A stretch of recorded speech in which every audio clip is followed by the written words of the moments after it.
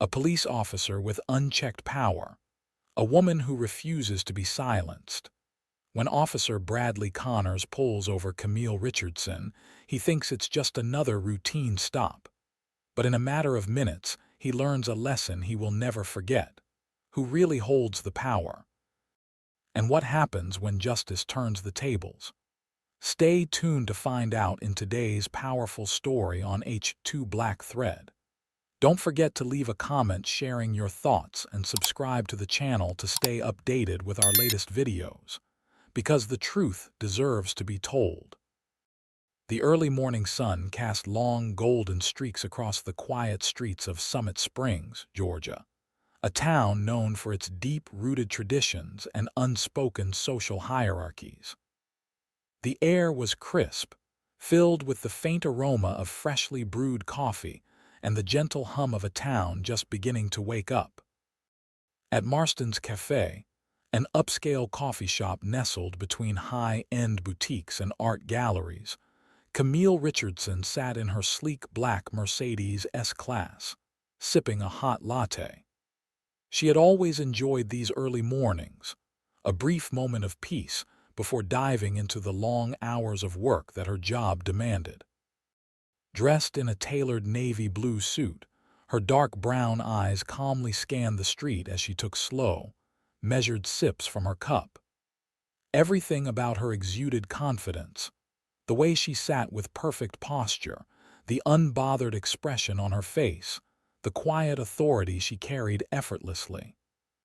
But that same air of confidence was precisely what Officer Bradley Connors despised. From the moment Bradley noticed the black luxury car parked in front of Marston's, his instincts kicked in, not the kind trained by years of law enforcement, but the ugly, deep-seated biases he had carried his entire life. Bradley had been a police officer in Summit Springs for over a decade, and he had developed a particular habit of scrutinizing black residents more than others. It was never anything blatant enough to get him disciplined, but everyone in town knew, if you were black and in what he deemed the wrong place, you were going to have a problem. And this woman, sitting so relaxed, so comfortable, so out of place in his mind, was definitely going to have a problem. With narrowed eyes, Bradley gripped the wheel of his squad car, watching Camille over the rim of his aviator sunglasses. What the hell is she doing here? He muttered to himself. His hands instinctively tightened on the steering wheel as a familiar sense of irritation swelled in his chest. He had spent years patrolling this town, making sure certain people knew their place. And now, here she was, a black woman in an expensive car, sitting in front of a cafe that catered to Summit Springs' wealthiest residents as if she owned the place. That wouldn't do. With a flick of his lights, Bradley pulled his cruiser to the curb and stepped out, adjusting the belt that carried his holster and badge. His boots struck the pavement with purpose. Camille noticed the police cruiser in her peripheral vision, but she made no sudden movements. She had dealt with men like this before, authority figures who saw her confidence as a threat, who mistook self-assurance for defiance. She let out a quiet sigh and placed her coffee cup in the car's cup holder just as she saw Officer Connors approach. He knocked on her tinted window, harder than necessary. She rolled it down smoothly and turned to look at him, her expression unreadable but composed. "License and registration," Bradley barked, his hand resting on his holster as if she were a threat. Camille tilted her head slightly. "Good morning, officer," she said, her voice smooth and professional. "May I ask why you're stopping me?" Bradley's jaw tightened. He wasn't used to being questioned, especially by someone who looked at him with so little fear. "I don't have to explain myself. License and registration. Now." Camille didn't flinch. Years of legal training had prepared her for moments like this. She could tell that he had no valid reason for stopping her. This was about control, about power, about forcing her into submission. Still, She reached into her glove compartment with deliberate, slow movements and retrieved her driver's license and registration, handing them over without breaking eye contact. Bradley snatched them from her fingers, barely glancing at the details. He wasn't really looking for a violation. He was looking for an excuse. "Step out of the car," he ordered. Camille's brows lifted ever so slightly. "Is there a problem? Step out, now." His voice was sharper this time. Camille exhaled slowly, measuring the situation. She had no reason to exit the vehicle, she had done nothing wrong, but she also knew how quickly situations like this could escalate. She unbuckled her seatbelt and stepped out with an air of quiet authority, her high heels clicking softly against the pavement as she straightened her posture. Onlookers began to notice the scene unfolding. A few people on the cafe patio had their eyes trained on the encounter, some whispering, some pulling out their phones. Bradley noticed too. His irritation flared. She was making this difficult. She was making him look weak. "You're loitering," Bradley said suddenly, as if pulling the accusation from thin air. Camille's eyes narrowed slightly. "I'm sitting in my car drinking coffee. That's not loitering." "You're acting suspiciously," he snapped. "Drinking coffee is suspicious." Bradley's face flushed red. She was too calm, too composed, and he hated it. "Turn around and place your hands on the car," he barked. A murmur rippled through the watching crowd. Camille remained still. "You have no reason to detain me, officer." Bradley reached for his handcuffs. "I said, turn around." When she didn't immediately comply, he grabbed her wrist and twisted it behind her back, snapping the cold metal cuffs onto her wrists. A gasp came from one of the onlookers. Someone started recording. Bradley yanked Camille toward his patrol car, shoving her forward. "You're under arrest for resisting an officer and suspicious behavior," he announced, though his voice was shaky. He could feel the crowd's eyes on him, their disapproval growing, but he doubled down. Camille didn't fight him. She allowed herself to be pushed toward the patrol car, but before Bradley could shove her inside, she turned her head slightly and looked at him with piercing calmness. Her next words sent a chill down his spine. "You have no idea what you've just done." For the first time, Bradley felt an inkling of doubt creep into his gut, but he quickly pushed it away, convincing himself that he was in control. He slammed the car door shut behind her and turned toward the watching crowd, his chest puffed out. "She's nobody," he muttered under his breath. Little did he know, he had just made the biggest mistake of his career. As the cold steel of the handcuffs locked around Camille Richardson's wrists, a murmur of unease rippled through the growing crowd. The tension in the air was palpable, thick with disbelief and quiet outrage. On the patio of Marston's cafe, patrons sat frozen in their seats, their steaming cups of coffee forgotten. A few instinctively reached for their phones, recording the scene as Officer Bradley Connors tightened his grip and roughly guided Camille toward the patrol car. "Is that really necessary?" A voice called out from the cafe entrance. A middle-aged woman with salt and pepper hair stood with her arms crossed, eyes narrowed in suspicion. "She wasn't doing anything," another man muttered, shaking his head as he lifted his phone higher to capture the unfolding injustice. Bradley heard them. He heard all of them, but he didn't care. Camille, still composed despite her situation, took measured breaths as Bradley shoved her forward, his grip firm on her arm. The handcuffs dug into her wrists, but she didn't react. She wouldn't give him the satisfaction of seeing her discomfort. The officer could feel the judgment from the onlookers, but instead of backing down, he doubled down, his arrogance swelling in response to their silent disapproval. "She was resisting," he lied, his voice carrying over the murmurs. "She didn't resist anything," someone countered, but Bradley ignored them. As they reached the patrol car, he spun Camille around, making a show of patting her down aggressively before forcing her into the back seat. The cameras caught everything. Before slamming the door, Camille looked up at him through the window, her eyes calm but sharp. That same unreadable expression she'd given him before, the one that made him uneasy, though he wouldn't admit it. "You have no idea what you've just done." A flicker of doubt crossed his mind, but just as quickly he shoved it away. She was just another nobody, and he was in control. The drive to the Summit Springs Police Department was silent. From his place in the front seat, Bradley watched Camille through the rearview mirror. She wasn't crying. She wasn't even angry. She just sat there, composed, her hands resting lightly in her lap as if this were nothing more than a mild inconvenience. Her calmness infuriated him. As they pulled into the lot, he turned back to her. "Still not worried," he sneered. "You should be." Camille met his gaze with something that almost resembled pity. "Should I?" she asked, her voice soft but steady. Bradley clenched his jaw and yanked the door open, pulling her out with more force than necessary. Inside the station, officers barely looked up as he led her through the booking process. To them, this was just another arrest. "Name," the booking officer said, not even glancing at Camille as he typed on the computer.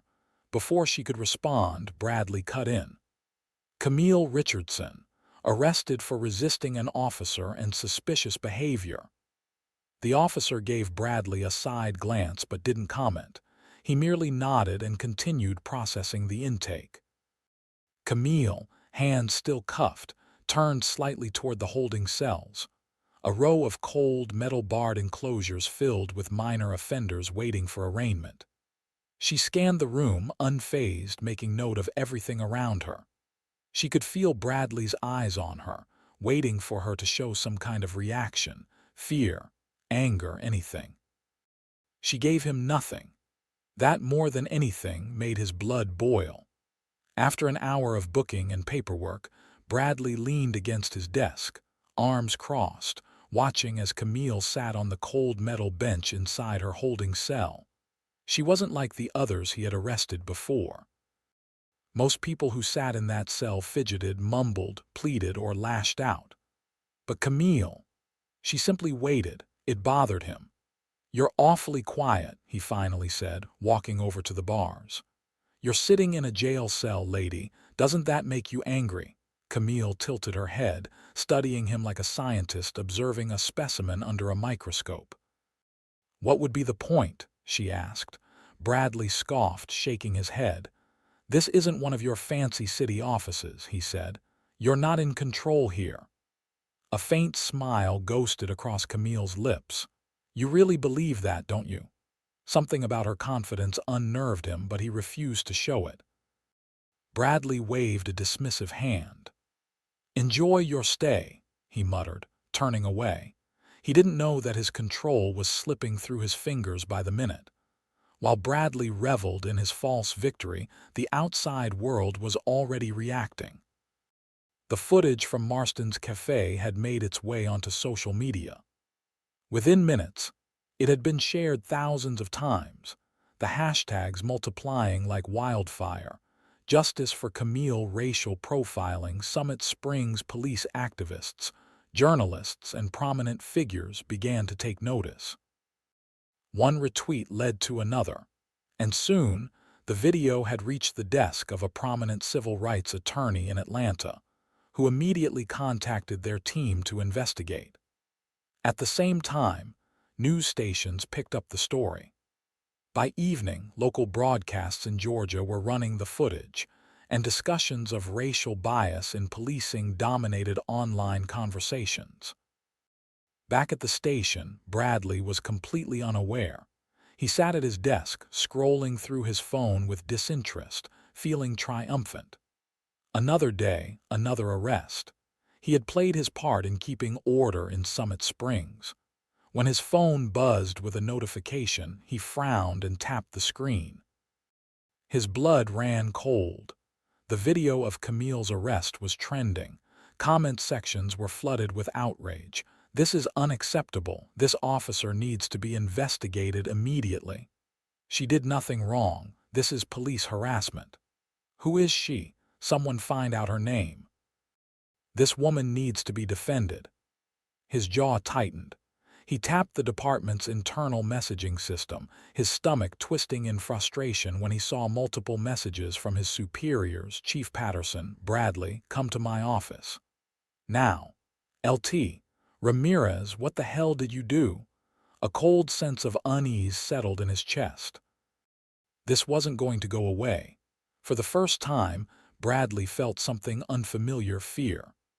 Camille sat in her cell, her expression unreadable, but her mind calculating every step ahead. She knew exactly how this was going to play out. The media storm had already begun. The public outrage was growing. She didn't need to fight. The world was already fighting for her.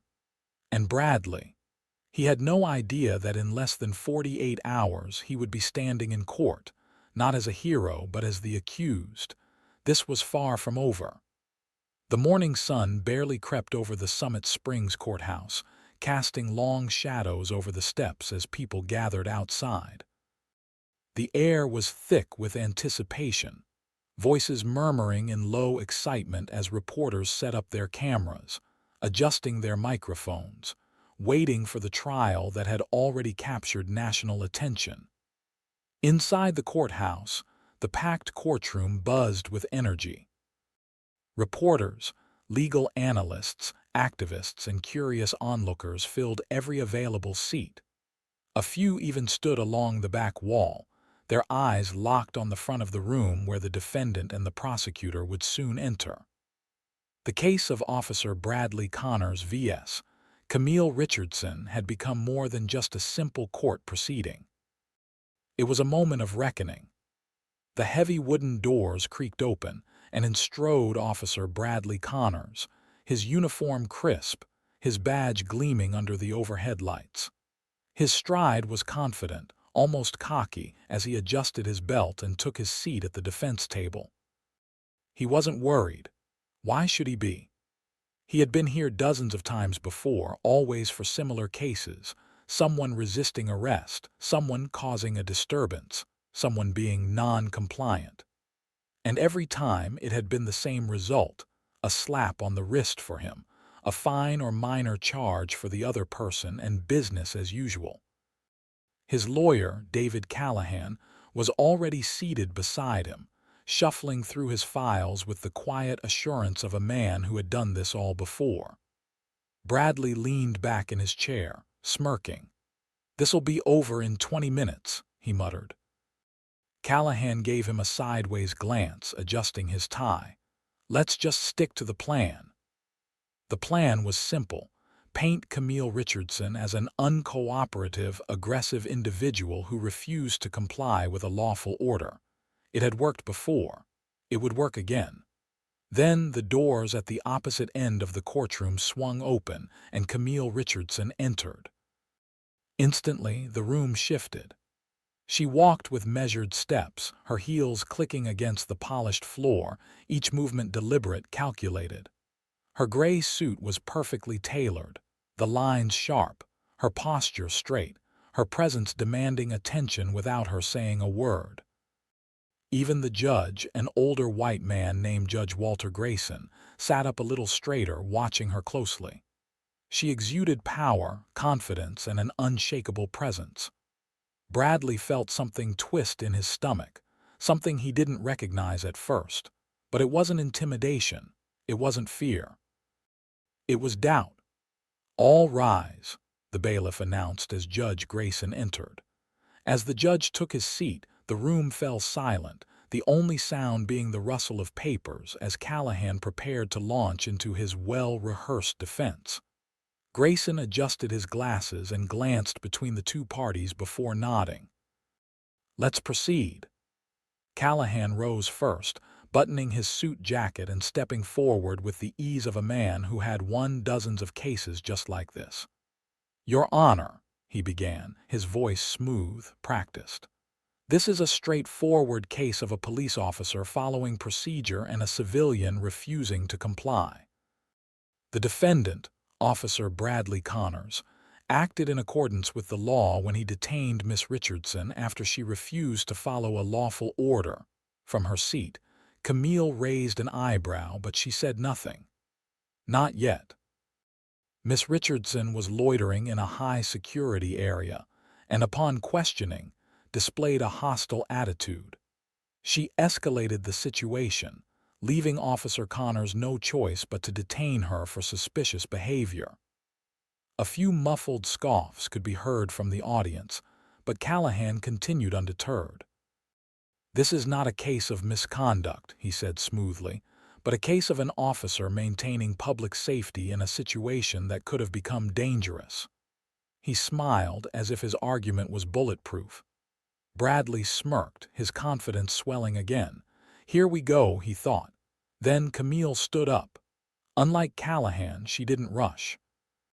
She moved with the kind of deliberate patience that makes a predator in the wild so dangerous.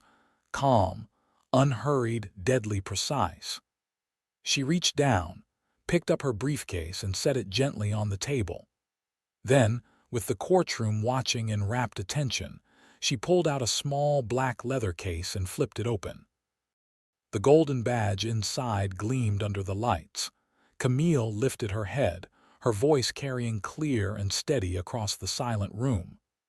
"My name is Camille Richardson," she said, "and I am the chief federal prosecutor for the state of Georgia." A heavy silence crashed over the room. For a long moment, it was as if the air had been sucked out of the space. Bradley froze. His smirk died instantly, replaced with something that looked eerily like panic. His lawyer, Callahan, visibly stiffened, his confident demeanor faltering as he slowly turned his head toward Bradley in pure disbelief. Judge Grayson removed his glasses, blinking twice as if trying to process what he had just heard. In the audience, someone gasped audibly. Bradley's breath hitched. The chief federal prosecutor. Oh, God! His heart slammed against his ribcage as the realization hit him all at once. He had not just arrested any black woman.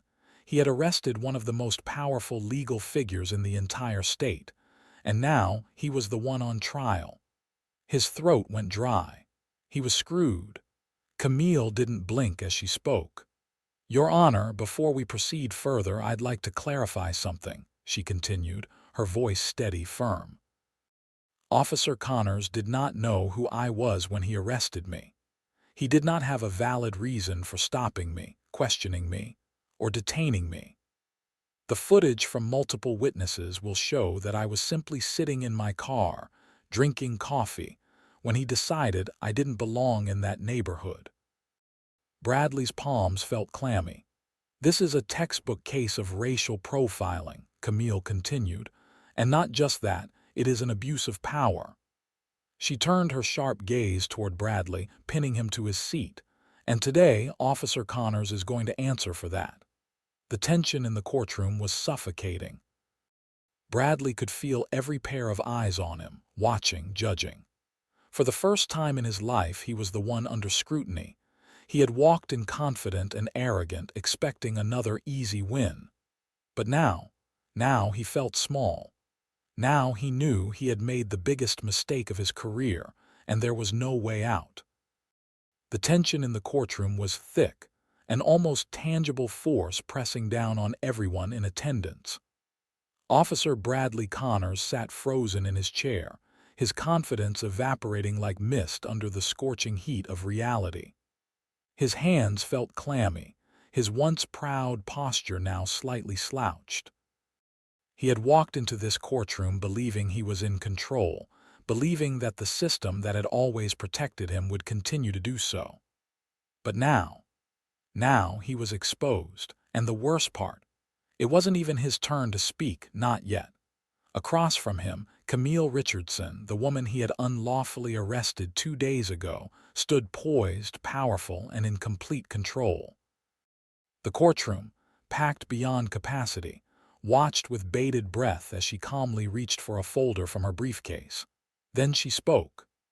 "Your Honor," Camille said, her voice steady and unwavering, "I would like to present key evidence that completely contradicts Officer Connor's version of events." She turned toward the judge and handed over a USB drive to the bailiff, who took it to the courtroom's media station. The judge, Walter Grayson, nodded. "Proceed." A large monitor mounted on the courtroom wall flickered to life. Bradley swallowed hard as he watched the screen display a bystander's video recording of the arrest. The footage was crystal clear. There was Camille, calmly sitting in her black Mercedes, sipping coffee. There was Bradley, walking up to her vehicle with his hand already on his holster before even saying a word.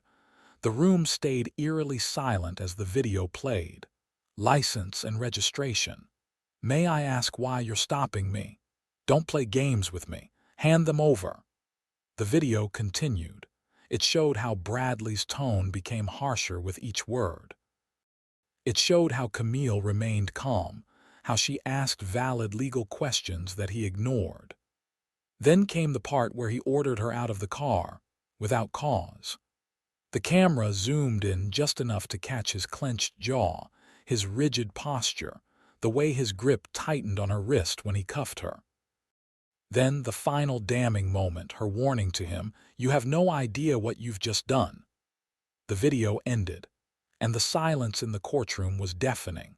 A few hushed murmurs rippled through the crowd. Reporters scribbled frantically in their notepads. One of them even whispered, "This is bad for him." Bradley knew. His mouth had gone dry, but Camille wasn't finished. "Your Honor," she continued, "this was not an isolated incident." She pulled out a stack of printed documents and handed them to the judge. "These are complaints filed against Officer Connors over the last 6 years. Multiple instances of racial profiling, unlawful detainment, and excessive force. Every single one dismissed without investigation." Bradley's face drained of color. He hadn't expected that. The judge flipped through the pages, his expression darkening with every passing second. Camille turned her attention back to Bradley. "This was never about enforcing the law," she said, her tone sharper now. "This was about control. You saw a black woman in an expensive car, sitting in a neighborhood you didn't think she belonged in. And instead of doing your duty as an officer of the law, you abused your power to exert dominance over a law-abiding citizen." Bradley felt his lawyer, David Callahan, shift uncomfortably beside him. The weight of the evidence was crushing. And then came the moment Bradley had been dreading.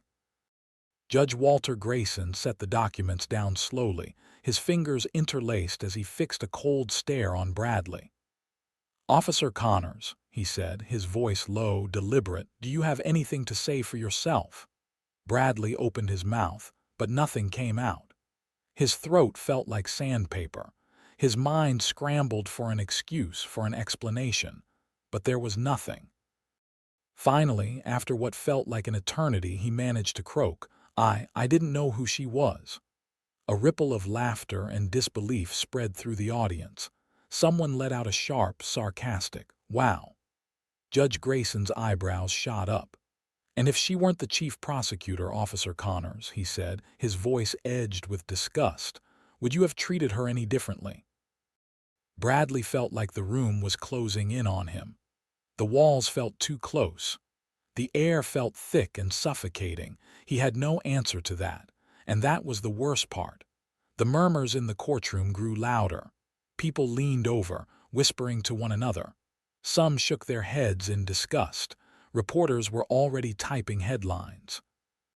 "Police officer exposed for racial profiling in court." "Summit Springs officer humiliated after unlawful arrest goes public." "Chief prosecutor turns the tables on corrupt cop." Bradley could feel the judgment in the air, pressing down on him like a vice. For the first time, he wasn't the one with power. For the first time, he realized, he had lost. Camille watched him for a moment before she spoke again. "This trial isn't just about me," she said. "It's about every single person in this town who has ever been targeted by men like him, This is about accountability. Judge Grayson nodded.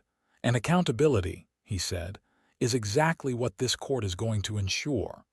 Bradley felt his stomach drop. The courtroom was no longer a place where he had authority. It was now his execution ground. And the worst part, it was all his own doing. The courtroom was silent, except for the rhythmic tapping of Judge Walter Grayson's gavel against his bench.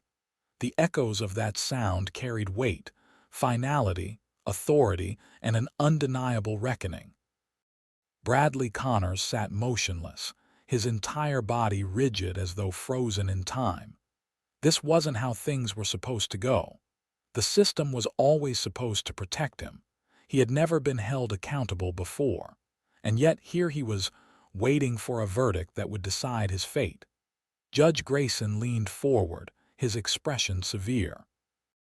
"Officer Connors," he began, "the evidence presented today paints a disturbing picture of your conduct as a law enforcement officer." Bradley swallowed hard, gripping the edge of the table so tightly his knuckles turned white. The judge continued. "This court finds that you acted without just cause when you stopped and detained Chief Prosecutor Camille Richardson." Bradley flinched. Every time her title was spoken out loud, it felt like a fresh slap to the face. "The video footage makes it clear that you engaged in racial profiling, and your arrest of Miss Richardson was not only unlawful but an abuse of the authority entrusted to you." He paused, letting his words settle like stones in a river. In response to this, the court orders the following. 1. Officer Bradley Connors is immediately suspended from duty, without pay. 2. He is required to attend mandatory anti-bias and racial sensitivity training. 3. A full investigation will be conducted into his past arrests, with a special focus on identifying any patterns of racial discrimination. A few audible gasps rippled through the courtroom. Bradley felt a cold chill creep up his spine. This wasn't a slap on the wrist. This was serious. But Camille Richardson wasn't done yet. She stood up from her seat with the kind of calm, controlled authority that made men like Bradley squirm. "Your Honor," she said, her voice even, unwavering, "I would like to make an additional request before this court." Judge Grayson gave a nod. "Proceed." She turned directly toward Bradley now, her eyes sharp, piercing, the eyes of a woman who wasn't afraid to expose the truth, no matter the cost. "I request a comprehensive review of Officer Connors' past cases." A hush fell over the room. The reporters in the audience perked up instantly, fingers flying across their keyboards as they hurried to capture her words. "If he treated me this way," Camille continued, her voice never wavering, "I suspect there is a pattern of abuse." Bradley's stomach dropped. The judge regarded her carefully. "Are you suggesting that Officer Connors' past actions warrant further scrutiny?" "I am," Camille responded without hesitation. "Given his history of racial profiling complaints, all of which were dismissed without proper investigation, I believe it is in the public's best interest to review every single case he's been involved in." Judge Grayson turned his attention to the legal team representing the city's police department, who looked visibly uneasy. "I find this request to be reasonable," he declared, his voice final. "A full-scale, independent review of Officer Connors' previous cases will be launched immediately. If there is any indication of misconduct, those cases may be reopened for further legal action." Now Bradley felt sick. He had been worried about this case ruining his reputation, but now they were going to dig into everything. Every traffic stop, every arrest, every complaint. And if they found even one more case like this, his career would be over permanently. The moment Camille stepped out of the courthouse, she was greeted by a swarm of reporters. Microphones were shoved toward her, cameras flashing, voices overlapping as journalists tried to capture the story that had already taken social media by storm. "Miss Richardson, what do you have to say about today's verdict?" Do you think this decision will lead to broader police reform? How does it feel to take down an officer who thought he could get away with this? Camille held up a hand, and instantly the crowd hushed. She stood there for a moment, letting the cameras roll, letting the weight of this moment settle over everyone present. Then she spoke. Justice is not just about punishment, it is about accountability. She let that sink in before continuing.